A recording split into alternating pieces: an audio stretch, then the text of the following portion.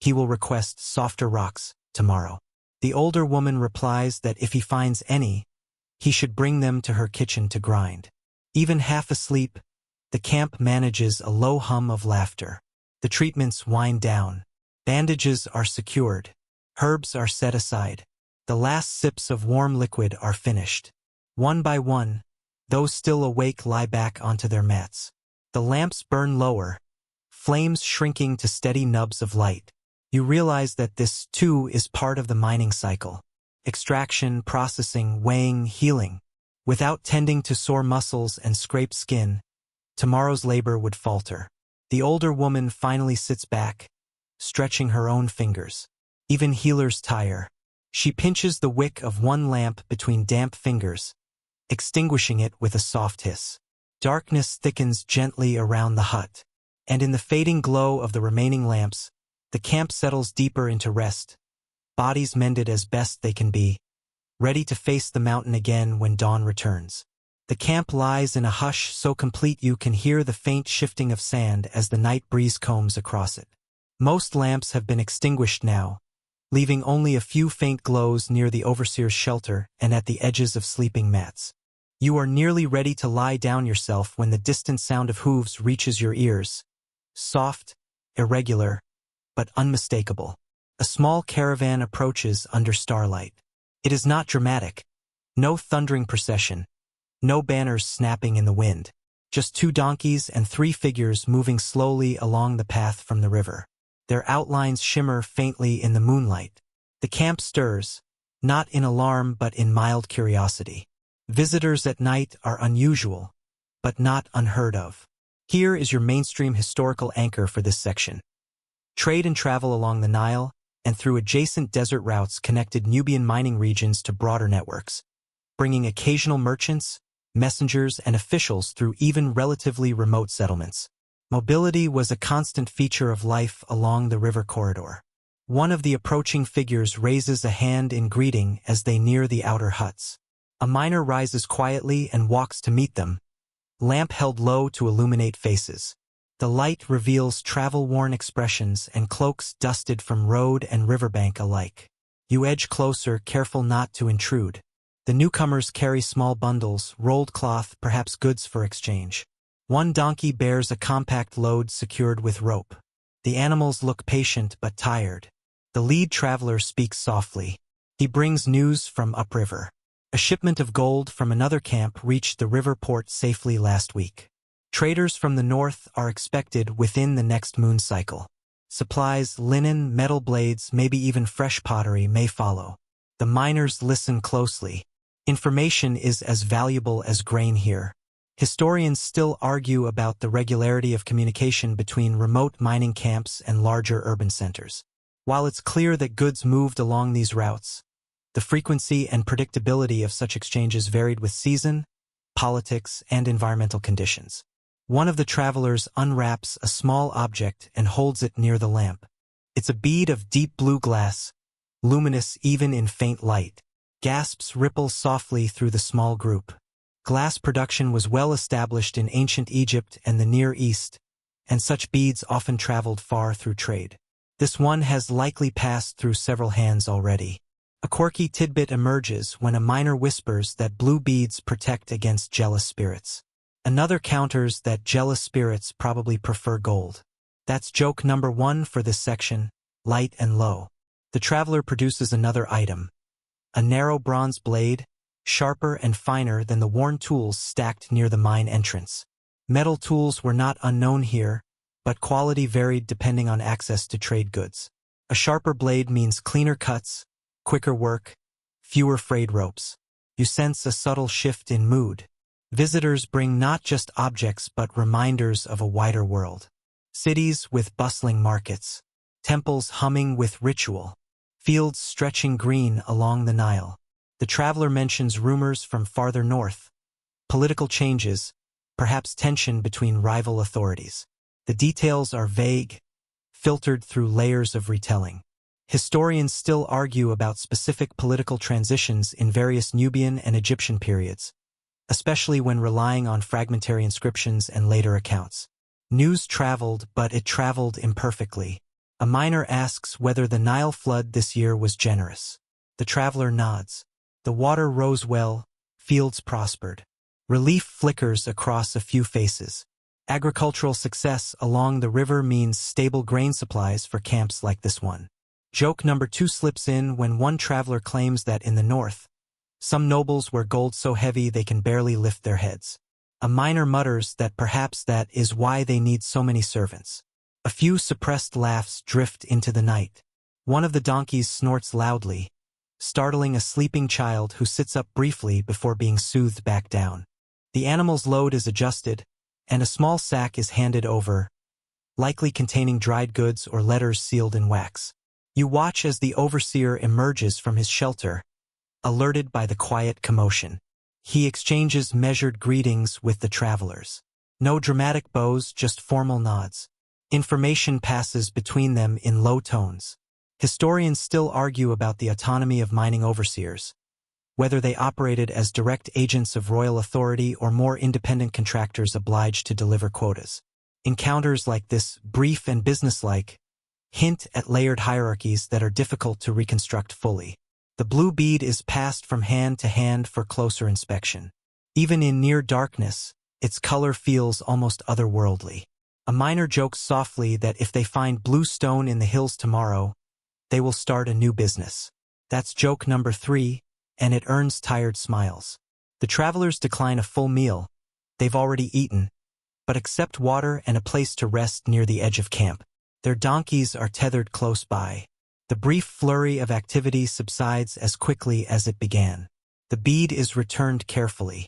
The bronze blade is set aside for examination at dawn. The sack of goods rests near the overseer's shelter. You feel the camp settle once more, but now with a subtle undercurrent of connection. The outside world has brushed against this quiet settlement, leaving behind small objects and larger thoughts. The remaining lamps burn low. The travelers lie down beneath the same stars. Their journey paused. You stand for a moment, absorbing the sense of distance collapsing. River ports, northern cities, desert wells, all linked by the simple rhythm of hooves and oars. Then you return to your mat, the sound of the Nile faint but steady in the background. Even in this remote camp, the world moves through gently, carried on the backs of donkeys and the glow of oil lamps. The visitor's arrival lingers like a ripple in still water, but by the time the moon tilts westward, calm has returned. Most of the camp sleeps again, though a quiet anticipation hums beneath the surface. News of generous floods and incoming traders does something subtle to morale. Even tired bodies rest a little easier. You wake, if you can call it waking, since you never fully slept, at the faint sound of a drum. It's not loud, just a soft, steady tapping somewhere near the center of camp. You rise onto one elbow and see that a small group has gathered again. Lamps relit, shadows dancing on mud-brick walls. It isn't a grand festival, nothing so elaborate, but a modest observance. A rest night, perhaps, or simply an excuse to mark good news with a little more warmth than usual. Here is your mainstream historical anchor for this section. Communal celebrations, even modest ones, were common across ancient societies, often tied to agricultural cycles, religious observances, or successful trade. While specific festival details in remote Nubian mining camps are rarely documented, broader Kushite and Nile Valley cultures certainly maintained ritual calendars and communal gatherings. A woman beats a small hand drum, its surface stretched taut over a circular frame. The rhythm is gentle, repetitive, easy to follow. Another miner claps softly in time. Someone hums a melody that feels older than the camp itself. You ease closer, feeling the sand cool beneath your feet. The lamps burn brighter tonight, more of them lit than usual, their flames forming a loose ring around the gathering. The blue glass bead from the travelers rests on a flat stone at the center, catching the light like a tiny captured sky. A miner lifts a small cup of beer and raises it slightly, not dramatically, just enough to be seen. He murmurs thanks for steady floods and safe journeys. There is no long speech. Gratitude here is brief and practical. Historians still argue how formalized religious rituals were in smaller settlements compared to major temples in cities like Nepeta or Meroe. Elite inscriptions describe elaborate ceremonies dedicated to deities such as Ammonius, but everyday expressions of belief likely blended official theology with local custom. A young boy steps into the circle and attempts a few exaggerated dance steps, arms flailing in enthusiastic but questionable coordination. The group laughs softly. That's joke number 1 for this section. Unintentional but delightful. Someone claps in encouragement anyway. The drumbeat continues, steady as a heartbeat. A woman begins a call and response song, her voice low but clear. The others answer in unison. The lyrics speak of river water rising, of hills giving up their treasure, of safe returns at dusk. You notice how the rhythm echoes the motion of grinding stones and hammer strikes. Labor transformed into music. Even celebration carries traces of work. A quirky tidbit emerges when an older miner insists that dancing lightly before a new trading season ensures that gold travels smoothly and does not trip along the way. It's a charming superstition, and no one argues with it. A few extra steps in the sand seem a small price for good fortune. A donkey brays suddenly at the edge of camp, as if objecting to the musical arrangement. That's joke number 2. Someone bows theatrically toward the animal and declares it the camp's chief critic. The drumbeat shifts slightly, quickening. 2 women link hands and sway in a small circle. Their movements are graceful but restrained. There is no wild abandon, just shared rhythm. The lamps flicker in approval. You catch a glimpse of the overseer standing at the edge, watching. Even he allows himself a faint smile. Authority, it seems, loosens its grip for a few moments.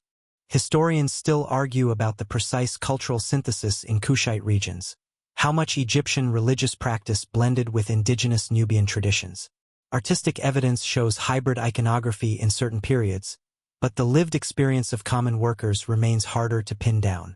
In this modest gathering, you sense something uniquely local, ritual shaped by environment rather than inscription. A miner jokingly suggests that if the king could see them dancing now, he might demand a share of the rhythm along with the gold. That's joke number 3, delivered in a conspiratorial whisper. The blue bead is lifted and passed around once more, each person holding it briefly before returning it to the center stone. It becomes a kind of temporary talisman for the evening, symbol of connection, promise of trade. The drumbeat slows gradually. Voices soften. The dance dissolves into seated conversation. Someone distributes the last of the dates saved from supper. You realize that this gathering is less about spectacle and more about reassurance. The hills are hard. The tunnels are narrow. The scales are strict. But tonight there is music. There is laughter. There is a circle of light larger than usual. A final song begins, slower and quieter. The melody lingers in the air, drifting upward toward the stars you admired earlier. For a moment, you imagine those supposed minor stars listening in return. One by one, participants slip away to their mats. The drum is set aside carefully. The bead is returned to the overseers, keeping for safe storage until trade resumes. The lamps burn lower, returning the camp to its usual gentle constellation. You remain seated for a few breaths longer, letting the echo of rhythm settle in your chest. Even in a place defined by labor, joy finds a way to carve out space. The night deepens again, but now it feels warmer somehow, like embers glowing beneath ash, ready to spark again when needed. And as the final lamp in the circle dims to a steady glow, the camp rests not just from work, but from worry, held together by small rituals under oil-lit skies. The drum has long since fallen silent, and the last ripples of laughter have dissolved into steady breathing. You lie on your woven mat now, the sand beneath it cool and firm, the scent of oil and faint wood smoke lingering in the air. Only 2 lamps remain lit, one near the overseer's shelter, one at the edge of the camp facing the dark hills. Their flames are smaller than before, patient and unhurried. You turn your head slightly and see the ridge where the mine entrances wait. In darkness, the openings are invisible, yet you feel them there, like closed eyes in a sleeping face. Tomorrow they will open again, welcoming hammerstones and careful footsteps. But tonight, even the mountain rests. Here is your final mainstream historical anchor. Archaeological surveys of Nubian gold mining regions, particularly in areas of modern Sudan and southern Egypt, have uncovered extensive remains of ancient workings. Shafts, tailings piles, broken hammerstones, and traces of settlement. These quiet ruins confirm that gold extraction here was not momentary or mythical, but sustained and organized across centuries. You imagine centuries layered atop one another, generations of miners sitting exactly where you sit now, watching oil lamps burn low, speaking softly of quotas, floods, and stubborn rock. Historians still argue about the full scale of production in certain Nubian gold fields and how central they were to the wealth of specific Kushite rulers. Records from neighboring Egypt highlight Nubian gold frequently, yet the exact quantities and administrative systems remain debated. What survives most clearly are the stones themselves, hammered, cracked, patient. A breeze slips across the camp, barely strong enough to stir the lamp flame. It leans, straightens, leans again. You focus on its small glow. Gold endures. That is part of its appeal. It does not rust like iron or crumble like wood. Long after huts collapse and mats disintegrate, gold objects persist. Somewhere, perhaps in a distant burial chamber or hidden hoard, a bead or ring shaped from this camp's dust may still exist centuries from now. And yet the true weight of this place lies not in what survives, but in what was lived. You think of the woman grinding quartz, the child spotting a fleck in water, the overseer adjusting his scale, the travelers arriving with a blue bead, the drumbeat rising gently under stars. None of those sounds remain in the archaeological record. Only broken tools and stone scars hint that they ever happened. A quirky thought surfaces. One miner earlier claimed the hills remember every hammer strike. Of course, hills do not remember in the human sense. But the tailings piles, those heaps of discarded stone, stand as quiet witnesses. From the air, modern observers can still trace ancient mining landscapes across the desert, patterns etched into earth like faded script. You feel your eyelids grow heavier. Joke number 1, very soft now, drifts into your thoughts.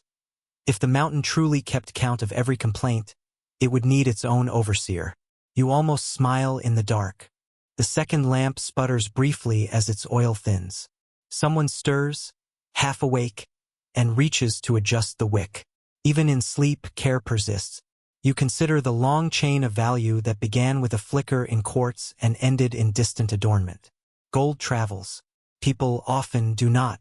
Historians still argue whether some miners in such camps rose to positions of comfort through skill and trust, or whether most remained bound to labor without upward mobility. The records are quiet on individual fates, but the presence of organized settlement suggests lives structured by rhythm rather than chaos. The lamp near the ridge flickers lower. Joke number 2, barely more than a whisper in your mind. Tomorrow you will request softer rocks and shorter tunnels. The mountain, you suspect, will decline politely. The stars above are beginning to fade at the horizon's edge, the faintest suggestion of approaching dawn pressing against the night. You feel it rather than see it, the subtle thinning of darkness. The final lamp by the overseer's shelter burns at half height now, its flame no taller than a fingernail. Joke number 3 drifts through your thoughts. If gold could speak, it might thank the lamps for introducing it to the world. Without light, it would remain forever hidden. The breeze grows cooler still. Someone exhales deeply nearby, a long, contented sigh. You let your breathing match that rhythm. The hills stand silent. The Nile murmurs beyond sight. The donkey shifts once, then settles. The last lamp flickers, then steadies, then begins to dim, its oil nearly spent. And as its glow softens to a warm ember, you feel the edges of the camp blur gently, like sand smoothed by water. The lamp goes out with a faint hiss. Darkness does not rush in. It simply settles.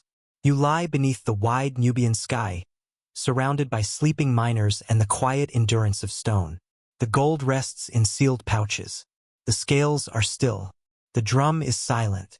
And the night holds you gently, as it has held countless others before. Now the desert grows softer in your imagination. The hills no longer loom. They simply rise and fall like slow breaths in the distance. The Nile becomes a steady whisper, a ribbon of silver dissolving into shadow. The oil lamps, though extinguished, leave behind a memory of warmth. Small circles of light lingering behind closed eyes. You feel the sand beneath you, cool and steady, supporting your weight without question. The day's hammering is done. The scales have balanced. The herbs have soothed aching wrists and backs. In this final quiet, there is nothing to measure, nothing to extract, nothing to record. Only the gentle rhythm of breath. You imagine the miners drifting into dreams where tunnels are wide and bright, where quartz splits easily, where gold lies waiting in friendly veins. You imagine the stars above watching without judgment, patient and distant. The desert night wraps around the camp like linen, simple, protective, familiar. And as you settle deeper into stillness, the world narrows to a single calm sensation: rest. The hills will call again at dawn, but for now they sleep, and so